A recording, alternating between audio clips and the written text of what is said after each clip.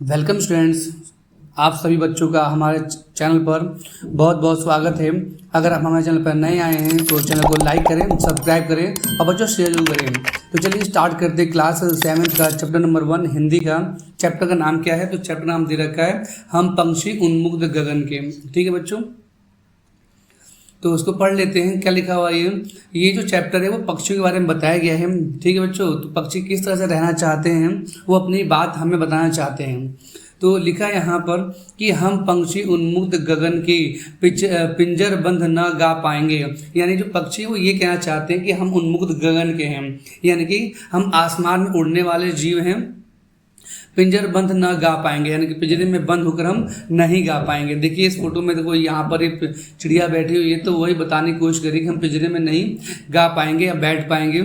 लिखा है कनक तीलियों से टकराकर। कनक मतलब क्या होता है? सोना। ठीक है बच्चों, इसका मतलब होता है सोना। कनक तीलियों से टकराकर, यानी कि अगर पिंजरा अगर सोने से भी रहा तो उससे टकराकर पुलकित पंख टूट जाएंगे, यानी हमारे पंख जो है वो टूट जाएंगे। ठीक है बच्चों, लिखा है हम बहता जल पीने वाले। ये क्या करते हैं? तो ये बहता जल पीने वाले हैं। ये जैसे कि आप इस फोटो में देख सकते हैं, देखो ये चिड़िया पानी पी रही है। लिखा है मर जाएंगे। ठीक है, क्या लिखा है? मर जाएंगे भूखे प्यासे। ठीक है, कहीं भली है कटुक निबोरी। कटुक होता है कड़वा, ठीक है, कड़वा, और निबोरी होती है नीम के फल। आपने ऐसे देखे होंगे नीम के फल, तो वही है ये। लिखा है कनक कटोरी की मैदा से, यानी कि सोने की। कनक क्या होता है? तो यहाँ पर लिखा है ना मैंने, सोना। सोने की कटोरी जो हमें मैदा दी जाती है उससे तो अच्छा हमारा ये कड़वा फल ही है, जो नीम के फल होते हैं, तो वो हम खा लेंगे, लेकिन हमें कटोरी मैदा नहीं चाहिए। ठीक है, यानी ये आज़ादी की बात कर रहे हैं। नेक्स्ट लिखा है स्वर्ण श्रृंखला के बंधन में अपनी गति उड़ान सा भूले। यानी कि आसमान में ये जो स्वर्ण जैसा, सोने जैसा तो आसमान है। ठीक है, देखो ये आसमान दिख रहा है ना, ये तो सोने जैसा आसमान, जिसमें हम उड़ने के चक्कर में हम सभी अपनी गति भूल जाते हैं। ठीक है, बस सपनों में देख रहे हैं तरु की फुनगी के पर झूले। तो इनको सपना क्या आ रहा है? इनका ये सपना है कि तरु, तरु होता है पेड़, ठीक है, फुनगी होती है डाली, तो पेड़ की डाली पर ये झूलना चाहते हैं पक्षी। ऐसे थे अरमान के उड़ते नीले नभ की सीमा पाने।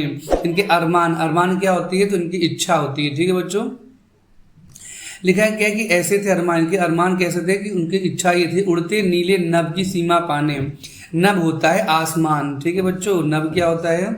आसमान होता है, आसमान। आसमान की सीमा पाने, यानी कि आसमान को आसमान कहाँ तक है ये उनको ढूंढते रहते हैं। लाल किरण सी चोंच खोल।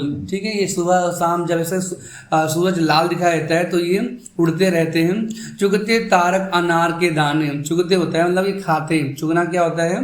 खाते रहते हैं। ठीक है, तारक होते हैं तारे। ठीक है बच्चों, लिखा है कि तारों के प्रकार जो अनार के दाने हैं फलों से, वो खाते रहते हैं। नेक्स्ट लिखा है होती सीमाहीन क्षितिज से। क्षितिज क्या होता है? तो क्षितिज एक जगह होती है जहां पर आसमान और धरती मिलते हुए नजर आते हैं, पर रियल में ऐसा तो होता नहीं है, मिलते नहीं है। हम जितना दूर और आगे जाएंगे वो हमें और दूर नजर आएगा। तो इन पक्षियों को भी क्षितिज में जाने की इच्छा होती है कि देखते हैं ये लोग भी कहाँ पर आसमान और धरती मिलते हैं, इसलिए आगे तक जाते हैं, दूर तक जाते हैं। ठीक है, होती सीमाहीन क्षितिज से इन पंखों की होड़ा होड़ी। होड़ा होड़ी मतलब ये कंपटीशन करते थे आपस में, कंपटीशन आपने देखा होगा। इस तरह से पक्षी लोग आपस में उड़ते रहते हैं, कंपटीशन करते रहते हैं, है ना। या तो क्षितिज मिलन बन जाता, या तो उनको क्षितिज मिल जाता, या तंती सांसों की डोरी, यानी इनकी सांसें फूलने लग जाती, इतना दूर तक उड़ान भरते हैं तो इनकी सांसें फूल जाती है। ठीक है बच्चों, लिखा है नीड़ ना दो चाहे टहनी का। नीड़ मतलब होता है घोंसला। घोंसला ना दो चाहे टहनी का, चाहे इसको टहनी ना दो। ठीक है बच्चों, पेड़ की टहनी ना दो।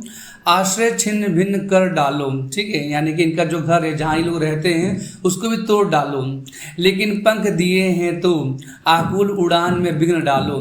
तो ये बोल रहे हैं, पक्षी लोग बोल रहे हैं कि अगर भगवान ने, है ना, ईश्वर ने अगर हमें पंख दिए हैं तो आकुल यानी कि उड़ने में कुछ इस प्रकार रुकावट न डालो, हमें हमारे रास्ते में ना आओ। तो ये कौन कह रहा है? तो ये सब चिड़िया लोग अपने दिल की बातें इस कहानी के माध्यम से कह रही हैं। तो ये चैप्टर किसने लिखा है? तो इनका नाम आप पढ़ सकते हैं, पेपर में पूछा जाता है कि चैप्टर लिखा किसने था। तो इनका नाम है शिवमंगल सिंह सुमन जी। ठीक है, तो ये एक ही व्यक्ति का नाम है, कहीं आप समझो कि 2-3 लोगों के नाम है, नहीं, तो ये एक ही व्यक्ति का नाम है। ठीक है बच्चों, अब इसके जो चैप्टर है उसको हम अगले वीडियो में कर लेंगे। अभी के लिए इतना ही। Thank you.